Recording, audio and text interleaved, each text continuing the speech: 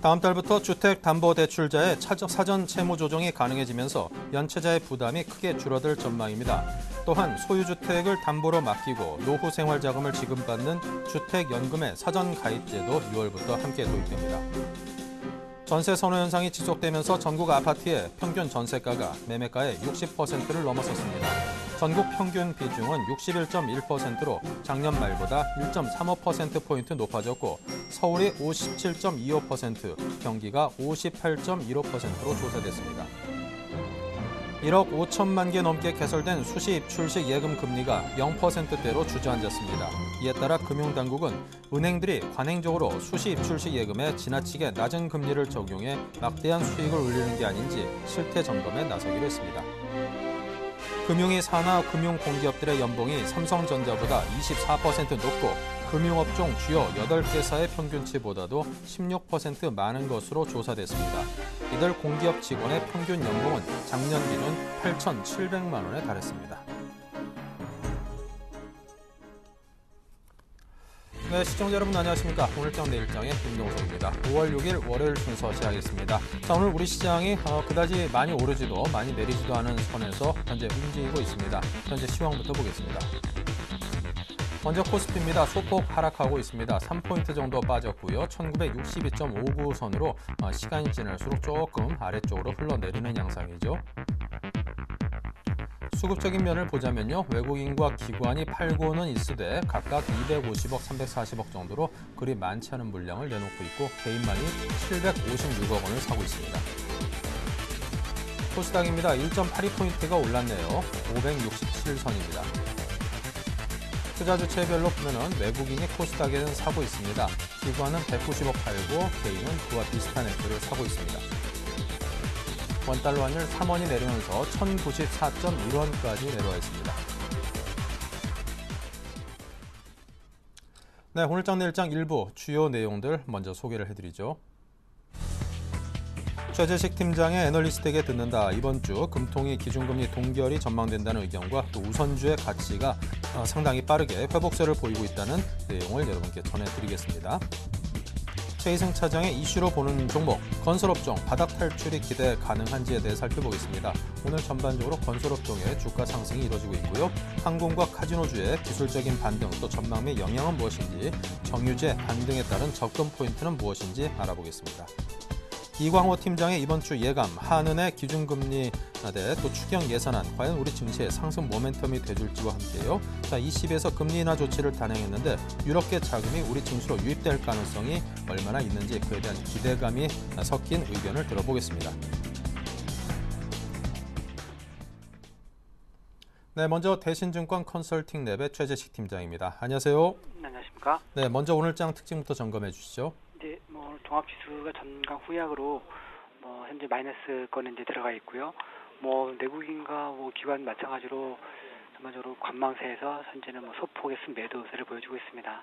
그리고 아무래도 낙폭 과대 경기 사이클 업종으로 다시 순환매가 돌고 있습니다. 네. 최근 주요국들이 이제 양적 완화 기조를 유지하고 있는데 ECB에서도 기준금리를 인하했습니다. 과연 우리 한은도 이런 금리 인하 행보에 동참할지 궁금한데요. 어떻게 전망하십니까? 지난주부터 이제 ECB, 그다음에 BOJ, 그 FOMC 이렇게 있었는데요. 현재 전체적으로 주요국 중앙은행의 정책 대응이 차별화되고 있는 것 같습니다. ECB는 금리 인하를 했고 FRB는 경제 상황에 따라서 부양 강화 또는 축소를 할 것이라고 이제 성명서에 밝혔고요.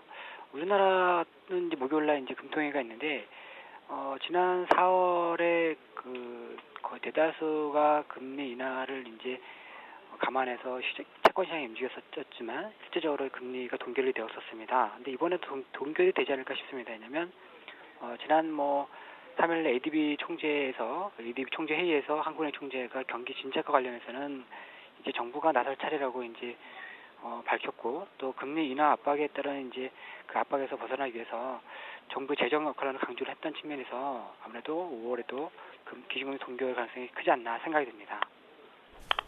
네, 자, 과연 그런 전망을 바탕으로 좀 우리 시장을 바라볼 필요가 있겠습니다. 그리고 최근 우선주들의 실적이 상당히 눈에 띕니다. 상승 배경 또 향후 전망은 어떻게 가져가십니까? 네, 일단 그동안에 보통주 대비 우선주 주가가 평균적으로 하락률이 뭐 최대 65%, 70%까지 되었었는데 그 수준 자체는 뭐 IMF 구제금이 받던 시기 이후에 최고 수준까지 할인되었던 폭이었습니다. 또 신정부에서는 뭐 경제 민주화라고 해서 다중 대표 토성제라든지 집중 전자투표제 도입을 통해서 소액 주주 권익의 제도적 강화 이런 부분을 뭐 제시를 했었고요. 그래서 앞으로 기업의 투명성이 높아질수록 소액 주주의 이 시선이 감소가 되어서 의결권이 없는 우선주의 가치가 빠르게 회복이 되지 않을까 생각이 듭니다. 그래서 아무튼 뭐 긍정적으로 봐주고 있고요. 그리고 시중 뭐 정기 1년 예금리가 2% 후반대에 이제 움직여주고 있는데 이러한 뭐 금리와 또 장기적인 뭐 저금리 고착화를 고려한다면 현재 배당 수익률 매력을 고려해서 뭐 삼성전자 우선주라든지 현대차 우선주, LG화학 우선주, 뭐 삼성화재 우선주, SK이노베이션 우선주 이런 뭐 대형주 우량 우선주 쪽이 좀 뭐 안정적인 뭐 그 쉬운 금리 이상의 매력적 포인트가 아닌가 싶습니다. 네. 자, 그렇다면 끝으로 시장 전략을 세워주신다면요? 네.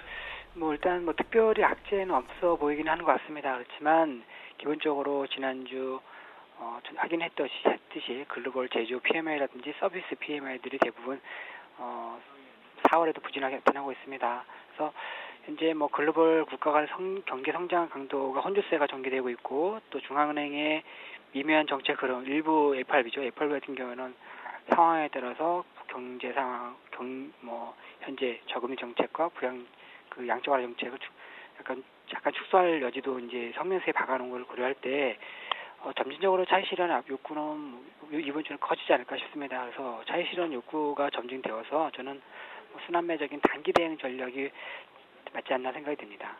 네. 자, 그동안 우리 증시를 상당 부분 좀 기간 짓눌렀던 디커플링 장세가 어느 정도 좀 해소돼주고 함께 좀 행보를 맞춰줄 수도 있지 않을까 하는 기대감이 있는데요. 어떻게 내다보시는지요?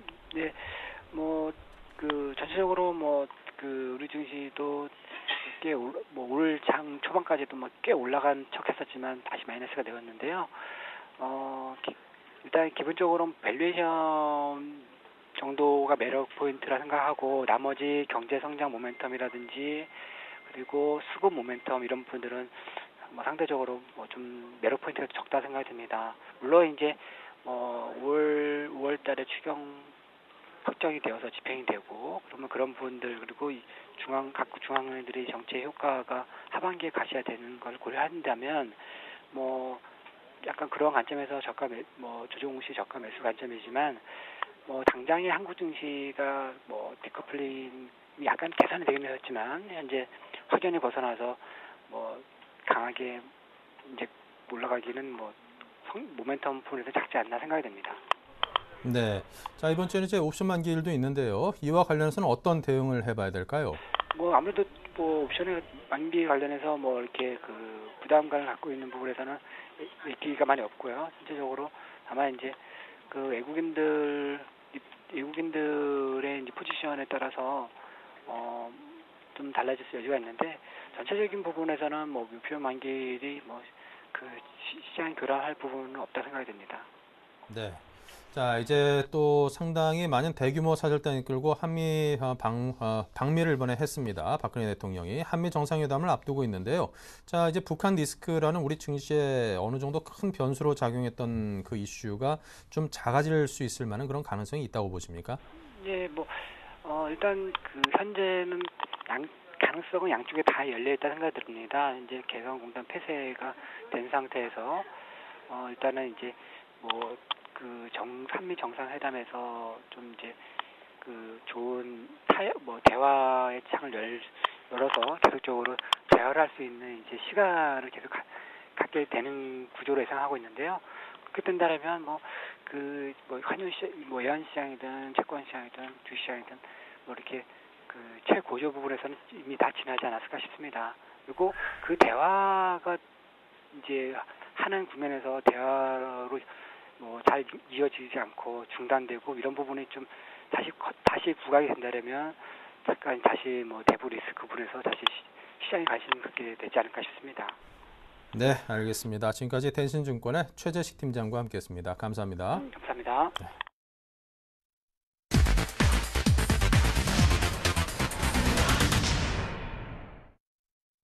이슈로 보는 종목 HMC 투자증권의 최희승 차장입니다. 안녕하세요. 네, 안녕하십니까. 네, 오늘 장에서 이슈와 관련된 종목들 어떤 것들인지 먼저 소개부터 해주시죠. 네, 오늘 첫 번째 이슈는 건설업종이 전반적으로 상당히 좀 바닥 탈출을 계속해서 시도하는 것으로 보이지고요. 관련 종목으로는 대표적으로 현대건설, 현대산업, 그리고 삼성엔지니어링, 대림산업, 두산중공업 등이 있습니다. 두 번째 이슈는 오늘 그 항공 그리고 카지노 관련주들이 좀 의미 있는 기술적 반등을 해주고 있는 그런 모습인데요. 관련 종목으로는 항공 대표주인 대한항공, 아시아나항공을 비롯해서 뭐 호텔신라, GKL, 파라다이스 이런 종목들이 있고요. 마지막 세 번째 이슈는 국제유가가 반등하면서 정유주들이 오늘 또 반등을 해주는 그런 모습입니다. 그래서 SK이노베이션, GS 그리고 S오일 등으로 종목을 구성하고 있습니다. 네, 자 그렇다면 하나하나 살펴보겠습니다. 1분기에 어닝 쇼크 이후에 좀 부진한 흐름을 이어가던 건설업종이 오늘은 바닥권 탈출을 시도하는 모습입니다. 자, 과연 성공할까요? 네, 지금 오늘 상당히 좀 강한 반등이 장 초반에 나왔었는데요. 지금 지수가 조금 밀리면서 다소 좀 마이너스 도는 그런 종목들도 좀 보이지만 뭐 아직까지는 뭐 바닥 탈출 시도는 계속 지속되고 있다라고 판단이 되고요.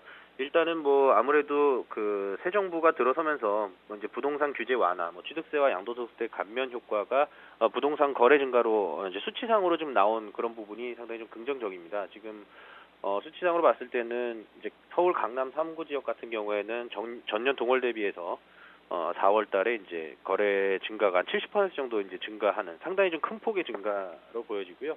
이런 부분들이 이제 건설업종 주가에도 상당히 긍정적으로 영향을 미치는 그런 모습입니다. 또 한 가지는 이제 기관과 외국인들 수급이 건설업종에도 조금씩 계속 유입이 되고 있는 그런 모습이고요. 앞서 말씀드린 대로 이제 기술적으로 봤을 때 바닥에서 이제 양봉 그리면서 수급과 더불어서 이제 바닥 탈출을 이제 시도하고 있는 그런 모습입니다. 종목 나열해드린 종목 중에서 한 종목을 좀 꼽아보겠는데요. 종목은 현대건설입니다. 현대건설 같은 경우에는 이제 현대자동차 그룹 쪽으로 이제 인수가 되면서 아무래도 이제 원자재 관리라든가 이런 부분들이 이제 제조업 쪽의 어떤 그 기술적인 테크니컬하게 좀 관리가 잘 되면서 이제 원가나 이런 부분들이 절감되는 그런 효과가 좀 나타나는 부분이고요. 또 한 가지는 이제 그 아무래도 그 해외 쪽에 원가율 하향 안정화가 앞으로 좀 지속될 것이다라는 점은 동사의 주가가 앞으로도 바닥 탈출뿐만 아니라 추세적인 반등도 충분히 가능한 시점이 아닌가라고 판단을 할 수 있겠습니다. 일단은 기술적으로 봤을 때도 5일선 지지해주고 21선 돌파 시도 계속해서 해주고 있는 그런 모습이고요. 매수가는 현재가부터 지금 현재가 59,000원인데 59,000원 이하에서는 부담 매수 관점으로 좀 대응하시면 좋을 것 같고요. 목표가는 1차적으로 좀 짧게 잡겠습니다. 지금 5일선, 21선 올라오고 있지만은 61선 여전히 지금 아래로 떨어지고 있기 때문에 61선이 살짝 돌파되는 정도 수준인 한 64,000원 정도 말씀드리겠고요. 지지라인은 56,000원이기 때문에 56,000원 전저점 이탈하면서 깨질 때에는 좀 손절하고 빠져나오시라고 말씀드리겠습니다. 네, 자 다음은 이제 항공 카지노주의 의미 있는 기술적 반등에 대한 이야기를 해주셨습니다. 앞으로 전망과 영향은요? 네, 지금 현재 두 번째 이슈로 이제 말씀드린 대로 항공 카지노 관련주들인데요. 사실은 이제 그동안에 악재가 상당히 좀 여러 가지 악재들이 많았죠. 특히 이제 항공주들 같은 경우에는 뭐 국제 유가의 상승이라던가 그리고 이제 화물 수요 이게 화물 물동량의 이제 감소 그런 부분들하고 이제 환율적인 부분 엔저 현상 때문에 이제 일본인 관광객 수도 좀 줄어들면서 여객 수요도 많이 좀 줄어드는 그런 모습이었는데요. 오히려 이렇게 좀 악재들이 노출이 많이 되었을 때가 좀 바닥이 아닌가라고 싶고 기술적으로 봤을 때도 지금 바닥에서 다시 한번 5일선, 21선 턴어라운드 하는 그런 모습 보여주고 있고 오늘 오래간만에 수급적으로 지금 양매수 지금 들어와주고 있는 그런 모습입니다. 또 이제 카지노 관련해서는 지금 현재 앞서서 말씀드린 GKL이나 뭐 파라다이스 제가 말씀을 드렸었는데요. 지금 뭐 이제 드롭백 같은 경우에는 전년 동기 대비해서 지금 한 15에서 한 20% 정도 드롭백이 증가한 부분이고 홀드율도 한 10에서 15% 정도 증가한 부분이 있습니다. 뭐 드롭백이라고 할 수 있는 거는 뭐냐면 이제 현금을 가지고 카지노를 할 수 있는 칩으로 바꾼 비율을 얘기하는 거고요. 홀드율은 그 칩을 얼만큼 파라다이스에서 다시 회수를 했느냐, 그 회수율을 말씀드리는 건데 상당히 좀 양호하게 좀 움직이고 있다. 그리고 뭐 강원랜드 같은 경우에도 이제 4월달에 이제 증설을 했죠. 또 뭐 파라다이스 같은 경우에도 워커힐 영업장 증설도 이슈가 있고요. 그래서 앞으로는 이런 이제 매출 증대가 계속해서 좀 기대가 된다는 부분이 오늘 그 항공 카지노 관련주들 의미 있는 좀 반등이 나오고 있다라고 말씀드릴 수 있겠습니다. 종목으로는 지금 한 가지 좀 뽑아보면은 파라다이스를 한번 좀 말씀드려보고 싶은데요. 아무래도 이제 파라다이스 같은 경우에는 외국인 전용 카지노를 운영하는 회사이다 보니까 중국인 관광객들이 늘어나면 곧 이 동사의 매출로도 바로 직결되는 그런 부분인데요. 이제 말씀드린 대로 영업장 증설뿐만 아니라 이제 최근에 중국의 경제가 성장하면서 중산층 이상 고위층들까지도 우리나라에서 상당히 이제 쇼핑 그리고 이제 소비를 많이 해주는 그런 모습인데 이런 부분들은 향후에도 동사의 주가에 상당히 긍정적인 탄력으로 작용할 것으로 판단하고 있습니다. 지금 현재 가격은 파라다이스 23,450원인데요. 오늘 계속해서 지금 오르는 모습이고 기관 외국인 양매수 들어오고 있는 상황. 지금 현재 가격부터 아래로는 지금 매수 가격으로 말씀드리겠고요. 1차적인 목표가 사실은 이제 뭐 신고가 영역이긴 한데 한 3만 원 정도를 일단은 좀 말씀드려 보도록 하겠습니다. 증설 효과까지 감안해서. 그리고 손절가는 좀 짧게 보겠습니다. 5일선 이탈하고 다시 한번 전저점 깨는 22,000원 이탈할 경우에는 손절하고 빠져나오시라고 말씀드리겠습니다. 네. 자, 다음 얘기합니다. 이 국제 유가가 반등하면서 정유주 역시 덩달아 이제 반등을 좀 시도하고 있는 양상입니다. 정유주에 접근코자 하시는 투자자분들은 어떤 접근법을 시도해야 될까요? 네, 그렇습니다. 지난 그 5월 3일 뉴욕 선물거래소에서 지금 WTI 같은 경우에는 이제 종가상으로 약 한 1.7% 정도 상승을 해서 배럴당 95.61달러에 이제 마무리가 됐는데요. 최근에 유가가 85.61달러까지 빠졌다가 약 한 달 만에, 한 달도 안 되는 시간 만에 한 10달러 정도, 한 11% 정도 이제 증가를, 가격이 상승하는 그런 모습입니다. 따라서 이제 유가가 반등하면서 정제 마진이 좀 늘어날 가능성이 높다라고 판단되고요. 또 한 가지는 이제 석유화학 제품의 이제 수요 확대, 오늘 그 화학주들도 상당히 좀 좋은 모습 아니겠습니까? 미국 쪽에서 뭐 쇼티지 얘기도 나오고 하는데 아무래도 이런 수요 확대는 석유 제품들의 이제 가격 경쟁력, 특히 이제 정제 마진 상승 가능성으로 점쳐볼 수 있는 부분이고요. 2분기부터 지금 예상되는 건 2분기부터 화학 제품 가격이 점진적으로 좀 반등을 예상하고 있습니다. 아무래도 이제 국제 유가가 계속해서 올라가다 보면 이런 부분들을 가격의 전이가 분명히 돼야 되는 그런 부분이고요. 따라서 마진 상승에도 크게 도움을 받을 것 같습니다. 마지막으로는 이제 수급 개선이 상당히 좀 의미가 있다라고 보여지는데요. 지금 SK 이노베이션으로 기관 수급 매수로 지금 잡히는 모습이고 GS 외국인 수급 그리고 S-오일도 기관 수급이 좀 들어오고 있는 그런 모습입니다. 다만 오늘 장 전반적으로 올랐다가 지금 빠지는 만큼 종가 부근에서 좀 매수를 해보시면 좋을 것 같은데요. 지금 종목 하나 말씀드리면 SK 이노베이션 한번 말씀드려보겠습니다. 지금 현재 가격 15만 원인데 종가까지 15만 원 뭐 이탈한다 그러면 15만 원 이하에서는 매수 가격으로 충분히 매력적이다라고 판단되고요. 목표가 및 손절가 좀 짧게 보겠습니다. 1차적인 목표가 16만 원 그리고 손절가는 14만 원으로 말씀드리도록 하겠습니다. 네, 알겠습니다. 끝으로 SK이노베이션까지 사당지점 HMC 투자증권 사당점의 최희승 차장과 이야기 나눴습니다. 감사합니다. 네, 고맙습니다.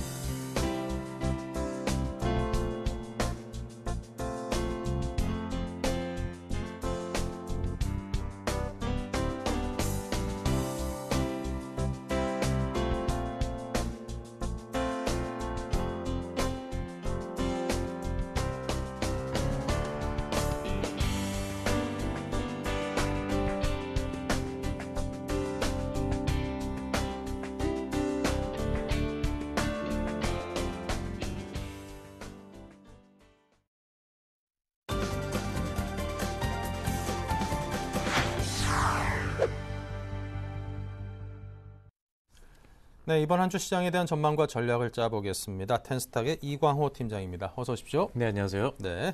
자, 오늘 우리 증시는 약간의 좀 혼조세인 것 같습니다. 방향이 좀 갈리긴 했는데 그래도 상대적으로 코스닥의 상승세가 좀 상대적으로 두텁기 때문에 전반적인 시장 분위기는 굉장히 긍정적이다. 이렇게 정리해 볼 수 있겠습니다. 자, 이번 주 증시를 가름할 수 있는 일정들 어떤 것들일까요? 네, 일단 국내적으로 먼저 보시겠습니다. 한국은행 금융통화위원회에서 다시 한번 기준금리 결정할 예정에 있고 또 그동안 얘기가 많았던 추경 예산안 이번 주 임시국회에서 처리될 가능성이 높습니다. 이러한 재료들로 이번 주 국내 증시가 상승할 수 있는 모멘텀이 되어줄지 확인해 보셔야 될 것 같고 지난주에 ECB에서 금리를 좀 인하하는 금리 인하 조치를 좀 단행을 했습니다. 그로 인해서 유럽계 자금이 다시 한번 국내 증시로 돌아올 수 있을지도 한번 확인해 보시는 한 주 되셔야 될 것 같습니다. 그리고 마지막으로 글로벌 경기 회복 속도를 가늠할 수 있는 중국과 미국의 경제 지표와 경제 일정도 이번 주 계속적으로 확인하셔야 되지 않을까 보고 있습니다. 네. 자, 그럼 하나하나 이슈를 짚겠습니다. 글로벌 전체 국가들이 양적 완화 기조를 전반적으로 유지하고 있는데요. 자, 이번 주 9일 한국은행의 금통에 관심이 쏠리고 있습니다. 게다가 추경안도 이번 임시국회에서 처리될 가능성이 높아지고 있는데, 자, 과연 이러한 이슈들이 우리 경제에 상승 탄력을 줄 수 있을런지요? 네, 일단 9일날 예정된 은행의 금융통화위원회에서 기준금리를 다시 한번 결정할 것으로 보고 있는데 결론부터 좀 말씀을 드리자면 2.75%의 현행에서 좀 계속 현행 기준금리를 동결하지 않을까 이렇게 그런 가능성이 높은 상황이라고 할 수가 있겠습니다. 최근에 공개됐던 지난달 4월 금통위 의사록에 따르면은 금리 인하 기조가 어느 정도 확인이 됐기 때문에 이번 달에는 좀 인하하지 않을까 시장의 기대가 좀 큰 상황이었지만 김중수 총재가 여전히 추가 금리 인하에 대해서 좀 부정적인 입장인데다가 4월달 기준금리를 동결했을 당시에 비해서 지금 올해 1분기 성장률과 추경 규모가 늘어났다는 점에서 이번 달에도 기준금리는 동결될 것으로 보고 있습니다.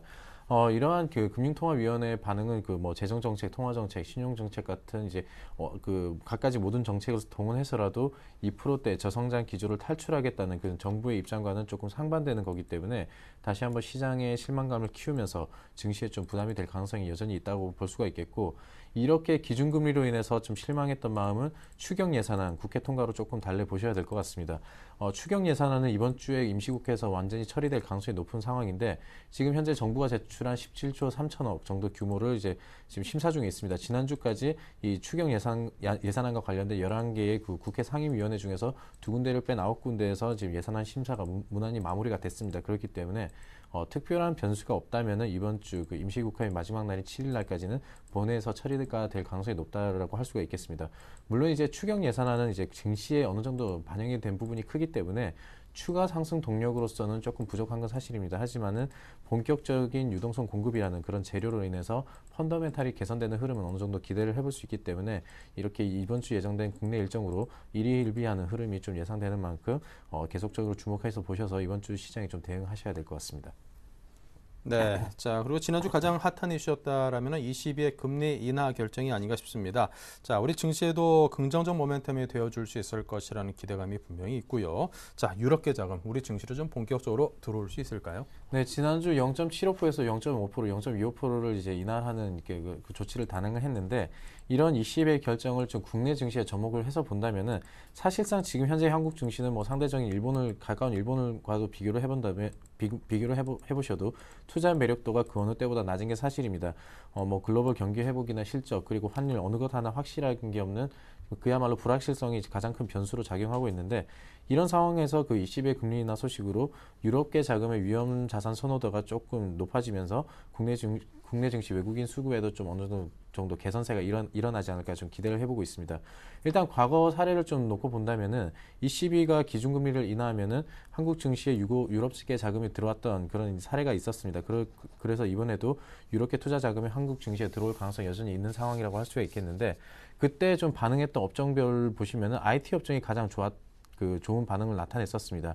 지금 현재 각 증권사에서도 반도체나 게임 같은 업종들이 선진국의 통화 유동성 확대 영향으로 좀 좋은 흐름 보일 것이라는 그 분석이 제기가 되고 있고 실질적으로도 다들 아시겠지만은 IT 업종만이 2분기에도 좋은 실적이 예상되고 있기 때문에 외국인의 수급이 다시 한번 IT 업종에 좀 집중되지 않을까 이렇게 전망하고 있습니다. 하지만 이 같은 금리 인하 조치가 계속 이어짐에도 불구하고 각국의 유럽계 은행들의 지금 현재 보수적인 스탠스가 계속적으로 유지가 된다면은 그 효과는 생각보다 좀 미미할 것으로 보고 있는데 지금 소비 심리가 그동안 뭐 유로존 사태라든지 재정 위기 등으로 좀 많이 위축되어 있던 만큼 은행들도 많이 위축되어 있기 때문에 지금 유럽의 은행들이 어떠한 모습을 좀 보여줄지 예의주시할 필요가 있을 것 같고 한간에서는 금리 인하뿐만 아니라 그 추가적인 어떤 이제 정책이 뒷받침돼야 된다는 목소리가 높고 좀 드라기의 그 ECB 총재 역시도 필요할 때까지 확장 정책 이어가겠다는 입장을 표명한 바 있기 때문에 유럽에서 들리는 추가적인 소식에 대해서도 이번 주 계속 귀를 기울이셔서 시장 상황에 대처하시는 게 좋을 것 같습니다. 네. 자, 그리고 전 세계 중 경제 규모 1, 2위 국가죠. 미국과 중국의 경제 동향도 역시 증시에 미친 영향이 상당히 큽니다. 자, 5월 G2 국가의 경제 흐름에 대한 전망도 필요하겠고요. 주목할 만한 일정들 어떤 것들인지 소개해 주십시오. 네, 먼저 미국에 대해서 말씀을 드리겠습니다.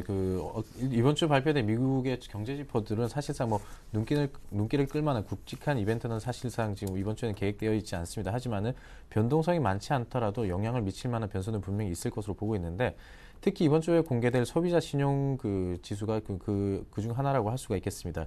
일단 소비자 신용으로 미국인들의 부채 증가 속도를 어느 정도 가늠을 해볼 수가 있겠는데, 지난주 고용 지표가 좀 우호적인 흐름을 나타내면서 그 다우 지수를 상승시키는 탄력으로 좀 작용했습니다. 그 영향인지 부채 증가 속도 역시도 그 전달보다 좀 둔화됐을 것으로 예상이 되기 때문에 계속적인 그 다우 지수의 그 탄력 상승에 좀 도움을 받는 그런 우호적인 영향을 미칠 것으로 예상을 하고 있고, 이러한 흐름 속에서도 FOMC 역시도 그 양적 완화 입장이 다시 한번 재확인된다면은 기대 이상의 흐름도 가능할 것으로 보고 있습니다.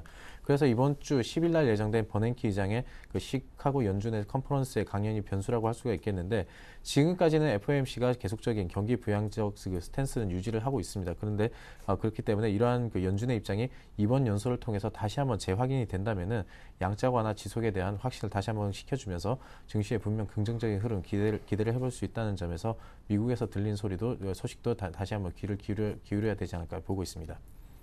네.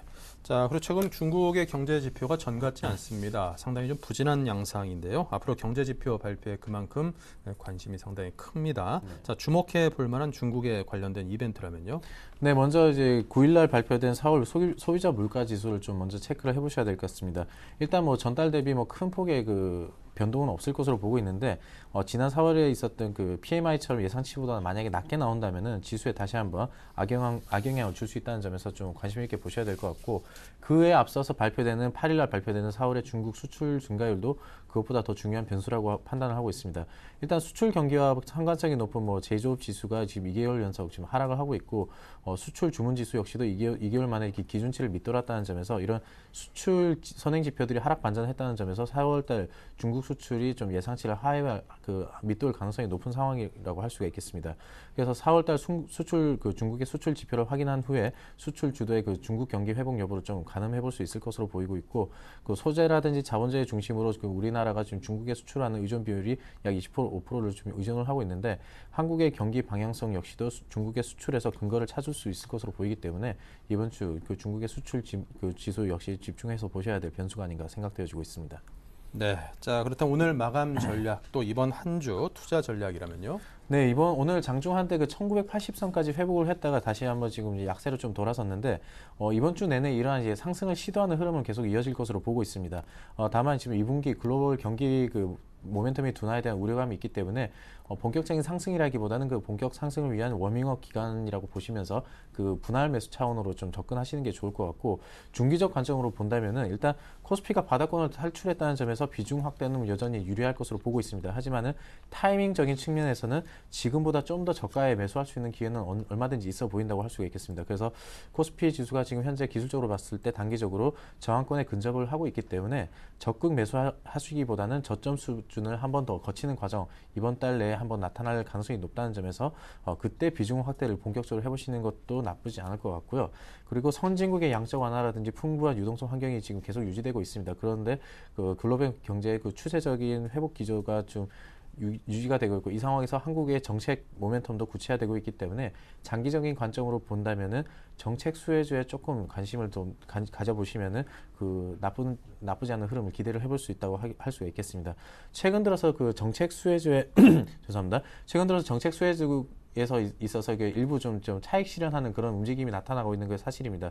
그런 것 때문에 걱정하는 목소리가 많긴 하지만은 정부 대책에서 공통적으로 언급되는 그런 종목이나 업종 같은 경우에는 과거 사례에서도 장기적인 뭐 1년에서 2년 텀을 두고 주가 상승 흐름이 계속적으로 나타났다는 점에서 투자 시기에 좀 장기적인 관점으로 투자 시기에 적합하지 않을까 이렇게 판단을 해보겠고, 만약에 좀 시장을 좀 짧게 단기적으로 보시겠다고 한다면은 지금 현재 그 소재와 산업재 시장에서 좀 국제 상품 시장의 그 가격이 조금 어느 정도 상승을 하고 있는 흐름이 나타나고 있습니다. 그렇기 때문에 그리고 또 이제 중국의 적극적인 경기 부양책으로 인해 소재와 산업재 같은 경기 민감주 역시도 반등을 좀 기대를 해볼 수 있는 시점이라고 할 수가 있어서 눈여겨 보신다면은 좋은 흐름을 좀 기대를 해볼 수가 있을 것 같습니다. 그리고 그 좀 대형주를 좀 선호하시는 분들을 위해서 좀 한 가지 팁을 좀 드리자면은 코스피 200 가운데 그리고 자동차 은행 업종에 좀 관심을 가져보시라고 좀 말씀을 드리고 싶은데, 지금 현재 지금 두 업종 모두 다들 아시겠지만 좀 저평가되어 있는 상태입니다. 그리고 ROE 비율이 지금 두 자릿수 이상 기대 종목군이라는 점에서 지금 두 종목군들에 대해 그 업종들에 대해서 좀 긍정적인 시각 유지하시는 게 좋을 것 같고, 좀 세부적으로 놓고 본다면은 자동차는 지금 현재 그 봄을 넘어서 여름으로 지나가면서 계절적 성수기에 접어들었습니다.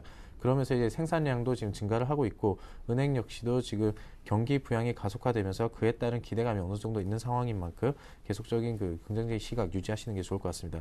그리고 코스닥 시장에서 좀 말씀을 드리자면은 외인과 기관의 차익 실현이 어느 정도 나타나고 있고, 또 일부 종목들의 실적 우려로 인해서 순고르기 양상이 좀 나타나고 있지만은 오늘 같은 이 강세 흐름은 계속적으로 이번 주에도 지속될 수 있을 것으로 보고 있습니다. 그렇기 때문에 펀더멘탈이 양호하고 또 그 가운데 외국인과 기관들이 조금 사들이는 코스닥 종목이 있다면은 그 관심을 가지고 접근하신다면 좋은 수익이 있으리라고 판단하고 있습니다. 네. 자, 이제 옵션 만기일도 앞두고 있는데요. 이와 관련해서도 좀 짚고 넘어가야겠죠? 네, 옵션 만기 이번 주에 그 9일인가요? 지금 예정이 되어 있는데, 지금 현재 그 매물대나 뭐 그 전체적인 그 주가 흐름을 봤을 때는 그렇게 매물대 부담이 크진 않습니다. 하지만은 언제든지 외국인의 그 투자 자금이 또 뱅가드 물량 역시도 계속적으로 지금 나오고 있고, 기관의 그 투신권과 연기금에서의 매도 물량 그 옵션 만기를 통해서 한꺼번에 털어낼 가능성이 어느 정도 있기 때문에 조금 보수적인 관점으로 보수적인 시각은 유지를 하시되, 전체적인 흐름 자체는 지금 나쁘진 않다. 그렇게 큰 지수에 큰 부담을 줄 만한 상황은 아니라는 점을 인지하셔서 옵션 만기일도 좀 대처를 하시는 게 좋을 것 같습니다. 네. 자, 그리고 이제 국가별로 긴축과 성장 어느 방향을 줬느냐에 따라서 살짝 좀 엇갈리는 움직임을 보이고 있습니다. 특히 이제 영국 같은 경우를 예로 들면 이제 영국에서는 어느 정도 좀 긴축 쪽으로 방향을 정부 쪽에선 가고자 하는 것 같고요. IMF 등에서는 성장 쪽으로 방향을 잡아야 되지 않는가라는 의견을 표명하면서 약간 어떤 충돌 양상도 있습니다. 이와 관련해서는 어떤 의견을 갖고 계십니까? 일단 전체적으로 이제 봤을 때 뭐 영국과 IMF뿐만 아니라 지금 독일도 그렇고 지금 긴축을 외치는 목소리가 있고, 또 이제 지금 적극적인 성장을 좀 외치는 목소리가 항상 이게 상충이 되어 왔습니다. 하지만은 지금 전체 그 세계적인 글로벌 경제 흐름을 놓고 봤을 때는 지금 유동성 공급이라든지 성장을 위한 이런 어떠한 이제 국가 차원 그리고 기관 차원에서의 어떠한 이제 그 유동성 공급이 계속적으로 나타나고 주고 있기 때문에 긴축보다는 그래도 조금 긍정적인 시각을 놓고 성장의 무게를 두고 좀 투자에 나서야 될 때가 아닌가라고 판단하고 있습니다. 다만 아직까지는 이제 글로벌 경기라든지 뭐 저점은 완전히 터닝하고 돌아섰다는 확신이 아직 미흡하기 때문에 그 하방은 언제든지 열어두시면서 계속적인 그 성장에 대한 기대를 가지시는 게 좋을 것 같고, 어떠한 이제 이슈라든지 어떠한 이벤트로 인해서 다시 한번 글로벌 경제가 위축되는 그런 흐름이 만약에 나타난다면 그때는 다시 한번 조금 몸을 사리시는 전략으로 좀 시장 참여하시는 게 좋을 것 같습니다. 네. 자, 그리고 내일은 이제 한미 정상회담을 앞두고 있습니다. 북한 관련 리스크도 리스크고요. 이번에 이제 뭐 현대, 삼성 등등 굉장히 대기업 그 회장단을 비롯해서 최대 규모의 경제사절단이 함께 동행을 했다는 점에서 이번 미국 방문을 전후해가지고 앞으로 좀 경제 부분에도 어떤 긍정적인 효과들이 기대해도 되지 않겠는가, 그런 생각들이 있습니다. 그와 관련해서는 어떻습니까? 네, 아무래도 지금 현재 이상하리만큼 이렇게 방미를 하고 이렇게 지금 국가 차원에서 미국과 지금 접촉을 시도하는 과정인데도 불구하고 북한에서는 별다른 반응이 없다는 게 좀 신기한 따름입니다. 다만 이제 경제적인 시각으로 또 놓고 봤을 때 안보는 잠깐 제쳐두고 경제적 시각으로 놓고 봤을 때는 지금 현재 미국 간의 정책 공조와 그리고 경제 협력을 통해서 엄청난 이제 좀 시너지 효과를 좀 창출해낼 계획이 있는 것은 분명해 보입니다. 그런 흐름을 그 글로벌 경제 흐름이 그렇게 흘러가는 상황에서 북한의 어떠한 지금 뭐 그 대남 도발이라든지 북한의 어떠한 반응이 나타나는 것은 그 북한 차원에서도 북한 입장에서도 굉장히 좀 불리할 수 있는 상황인 만큼 좀 잠잠한 것이 아닌가 판단을 하고 있고 지금 어떤 이제 세부적인 사항은 아직까지는 제가 지금 확인을 못했지만은 이러한 이제 그 대규모 회장단을 그 동행을 하면서 이렇게 그 미국에 방문해서 이렇게 경제에 관련된 경제 협력을 좀 타진을 한다는 것은 지금 향후 그 성장을 위한 그 서로 간의 좀 긴밀한 협정이 이번 회담에서 분명히 있을 것으로 보이기 때문에 이 부분은 장기적인 시각으로 조금 긍정적인 시각을 계속적으로 유지하시면서 전해지는 소식에 좀 집중하시는 게 좋을 것 같습니다. 네, 자 계속해서 종목에 대한 이야기를 듣겠습니다. 어떤 종목에 신규로 넣을 만합니까? 네, 오늘은 LG전자라는 종목을 한번 말씀을 드려보겠습니다. 요즘 스마트폰 시장에서 신흥 강자로 LG전자가 좀 급부상을 하고 있는데 최근 들어서 전략 스마트폰 판매가 좀 부진할 것이라는 그런 우려감이 감돌면서 최근에 좀 주가가 단기 조정을 받았습니다. 그래서 오히려 좀 담기에 적합한 가격이 형성되지 않았나 이 판단을 하고 있고 지금 현재 뭐 그 전체적인 판매 현황은 여전히 문제없이 계속적으로 흘러가고 있는 상황입니다. 옵티머스라든지 넥서스 같은 이제 그 판매가 지금 아직까지도 양호하게 흘러가고 있고 재고 우려가 있었던 옵티머스 역시도 내수 시장에서 여전히 5,000대 이상 하루에 5,000대 이상 개통이 되면서 기대에 부합하고 있는 흐름이 나타나고 있습니다. 미국에서도 스마트폰 시장의 점유율이 5.7%에서 전달 5.7%에서 9.4%까지 증가를 하면서 계속적인 점유율 그 확장 증세 그 추세에 있고 내년에도 지금 이런 이제 스마트폰뿐만 아니라 지금 계절적으로 봤을 때 신제품 효과 그리고 특히 에어컨 같은 경우는 계절적 성수기에 진입을 했다는 점에서 LG전자의 그 계속적인 주가 상승 흐름 기대를 해볼 수 있을 것 같아서 LG전자를 준비를 해봤고 기술적으로 잠깐 보시겠습니다. 지금 현재 일봉 흐름을 보시면은 지금 최근 들어서 좀 단기 조정이 나타났었는데 오히려 그래서 가격적인 메리트가 좀 형성됐다 아까 말씀드렸다시피 그래서 이제 단기적으로 이제 저점을 높여가는 이런 흐름을 계속적으로 이어갈 것으로 보이기 때문에 다시 한번 터닝 어라운드하는 그런 흐름이 아닌가 판단을 해보겠습니다. 주봉 흐름을 보셔도 지금 현재 그 장기 입형들이 단기 입형들과 이렇게 정배열이 되는 흐름이 나타나면서 본격적인 상승의 지금 시초라고 지금 장기적으로 봤을 때 판단을 하기 때문에 지금 현재 85,700원 그 머물러 있는데 85,000원 부근 86,000원까지는 좀 매수하시기에 좋은 가격대라고 보고 있습니다. 그래서 목표가 전고점을 조금 더 한 번 더 갱신하는 92,000원까지 1차적으로 잡으시는 게 좋을 것 같고 손절가는 지금 현재 60일선이 걸려 있는 8만원 선 만약에 그 종가상 터치를 한다면은 그때는 손절하셔서 추가적인 손해 없도록 대응하시는 게 좋을 것 같습니다. 네, 알겠습니다. 자, 이렇게 해서 LG전자에 대한 신규 추천 종목 말씀을 들어봤고요. 지난 포트폴리오 현황을 다시 한번 살펴보겠습니다.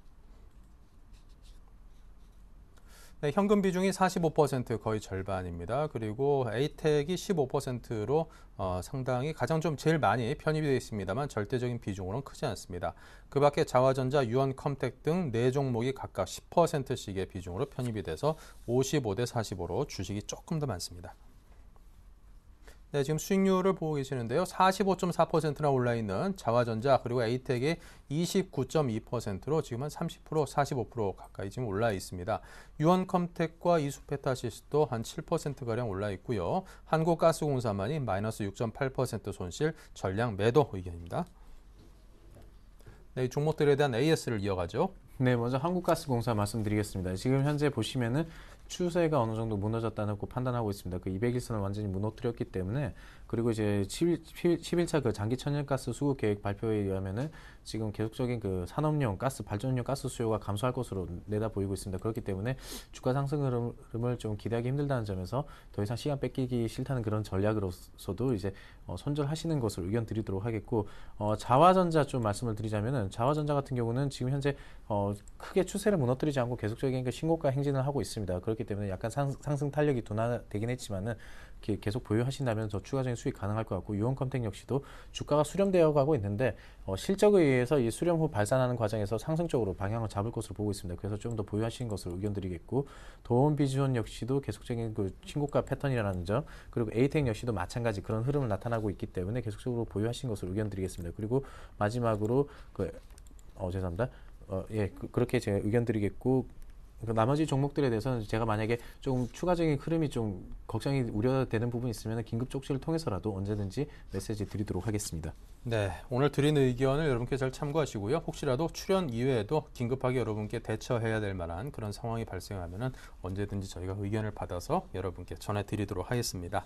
자, 지금까지 이광호 팀장과 함께했고요. 자, 최종 포트폴리오 공개하면서 인사 나누겠습니다. 감사합니다. 네, 고맙습니다.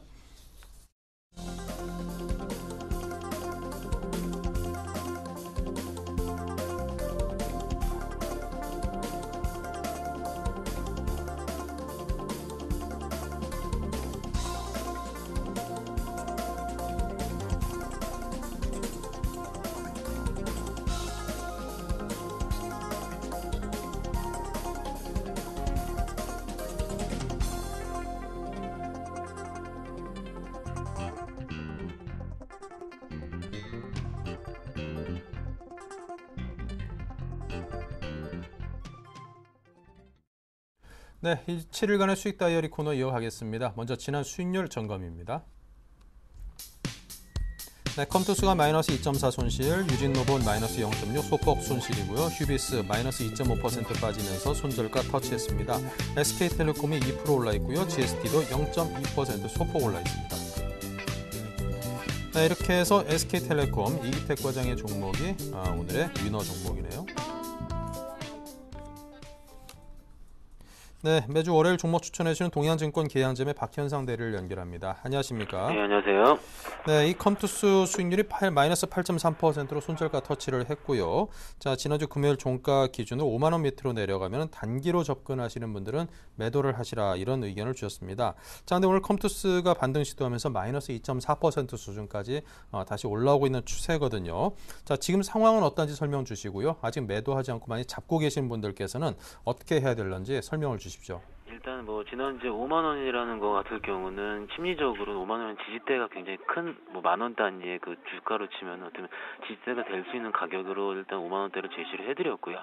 일단은 단기적으로 매매하시는 분들 같을 경우가 만약에 5만 원이 터치를 해서 밑으로 세게 거래가 돼서 갖게 된다면은 손실률 자체가 굉장히 커지기 때문에 단기 매매분들한테는 손절가를 터치했기 때문에 매도, 그리고 중장기로 보실 것 같을 경우는 일단 좀 확인을 해보시고 나중에 좀 매도를 하자 말씀을 드리는 견해였는데요. 일단 기본적으로 컴투스라는 그 종목 자체가 장중 변동성이 굉장히 크고 일단 2분기에 대한 수익성 자체도 굉장히 크다라고 말씀드릴 수가 있겠고요. 금일 공시도 확인하실 수가 있으실 텐데, 그런 의미로 봤을 때는 일단 중기적으로 보유하셨던 분들 같은 경우는 홀딩의 의견을 드릴 수가 있겠습니다. 하지만 앞으로도, 혹은 제가 앞으로도 계속 말씀을 드리긴 하지만은 손절가가 터치라면은 아무리 중기를 보시더라도 일단은 매도하는 원칙은 계속 정해놓고 사시는 게 좋을 것 같고요. 반대로 얘기해서 만약에 54,000원대라든지 오늘 급등을 따라잡으셨던 분들은 오늘 장중에도 이미 3-4% 이미 마이너스가 나오셨을 거기 때문에 장중에 일단은 상승 시에는 일단 중기적으로도 매도 의견을 같이 드릴 수가 있겠습니다.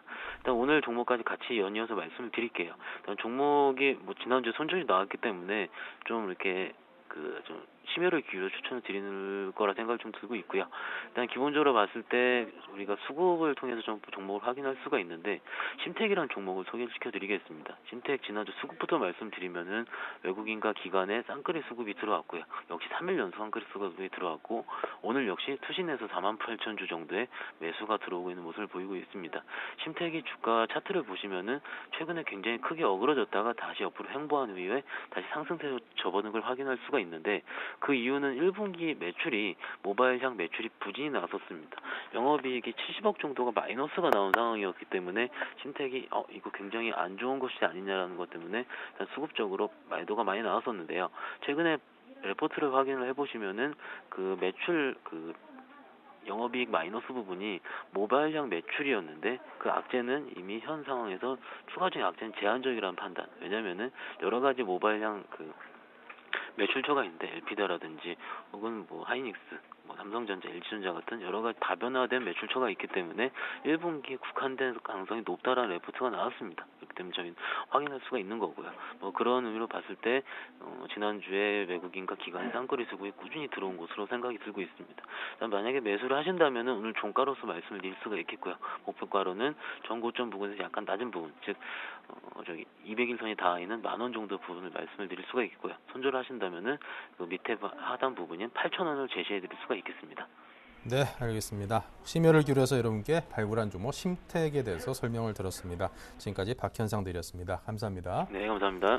네, 다음은 NH투자증권 박지훈 차장 연결합니다. 안녕하세요. 네, 안녕하세요. 네, GST 수익률이 0.2%로 현재 강보합권에서 움직이고 있습니다. 어떤 대응을 주문하시겠습니까? 예, 이렇든 GST가 오늘 다소 좀 약보합권에서 머물고 있는데 보합까지의 매도 물량은 그렇게 많지 않은 상황이라서 일단 계속 추세는 계속 유지된다라고 봐야 될 것 같고요. 일단 기본적으로는 지금 5일선 계속 타고 있는 종목인데 만약에 시장이 다소 코딱 분위기가 좀 급냉하는 부분이라면 11선의 언더까지 좀 11선 위에서는 11선까지 내려올 수 있는 그런 여지는 있다라는 관점입니다. 그래서 왜냐하면 4,500원 라인대에서 지금 5,500원까지 1,000원 길이가 일단 상승하는 그런 상황이고 5,500원 그 중반대 특히 이제 전고점 부분을 넘기느냐 마느냐에 대해서 아주 중요한 그런 자리가 있기 때문에 다소 좀 시세가 다소 좀 답답할 수가 있긴 하지만 그 기간은 짧지 않을 거라고 좀 개인적으로 판단하는 부분이고요. 또 이 종목 계속적으로 봐야 될 거는 실적이라고 좀 말씀드렸습니다. 장비 쪽에서 상당히 좀 저평가되어 있는 종목이다라고 말씀드렸고 5월은 좀 중요한 달이라고 말씀드렸습니다. 왜냐하면 옵티컬 분필 장비가 5월에 완료가 되면서 이런 것들이 다소 이제 삼성 쪽에서 다시 들어가느냐 안 들어가느냐 물론 기타 아시아권에 좀 추출하는 그런 부분도 나올 거로 보여지는데 일단 여하튼 통으로 묶어서 본다라면 역시 하반기 매출에 대한 가시화 측면이 특히 옵티컬 본딩에서 나올 것이고 기존에 하던 스크러버나 칠러 매출은 견조할 것이다. 중국 LSI도 투자됐던 부분도 있고, 중국 시안 프로젝트, 미국의 오스틴 투자 이런 것들이 좀 디테일한 부분들에 대한 투자권도 좀 있기 때문에 이런 것들은 좀 시장에서 좀 알 수 있는 그 부분들은 주가를 좀 매김할 수 있는 부분들이 있을 거로 보여지고, 다만 1분기 실적은 좀 슬로우할 것이라고 말씀드렸지만 2분기서부터는 정상적 실적 모멘텀들이 발생할 것이다. 그렇기 때문에 말씀드렸던 것처럼 장비 쪽에서는 가장 저평가되어 있는 종목으로 GST를 말씀드렸고, 특히 하나 더 추가적으로 저번 주에 말씀드리지 못했던 것들이 하나 있는데 VOEC 사업이라고 하는 게 있어요. 이게 유기화합물 처리 장치인데 이게 올해 한 150억 정도 이상 매출이 나올 거로 보여지거든요. 이거는 좀 생각지도 못했던 것들의 어떤 그 모멘텀들이 발생되는 것들이니까 추가적으로 좀 말씀을 좀 업데이트를 좀 해드리겠습니다. 네, 자 이렇게 해서 GST에 대해서 여러분께 설명을 드려봤습니다. 지금 시장 상황이 전반적으로 아주 강하지도 않은 장세에서 그래도 좀 강보합권에서 수익이 난치 움직이고 있기 때문에 여러분께서 좀 긍정적인 관점으로 좀 잘 가져가 볼 만한 그런 종목이지 않나 싶습니다. 자, 지금까지 동양증권 기대안심의 박현상 대리와 함께했습니다. 감사합니다.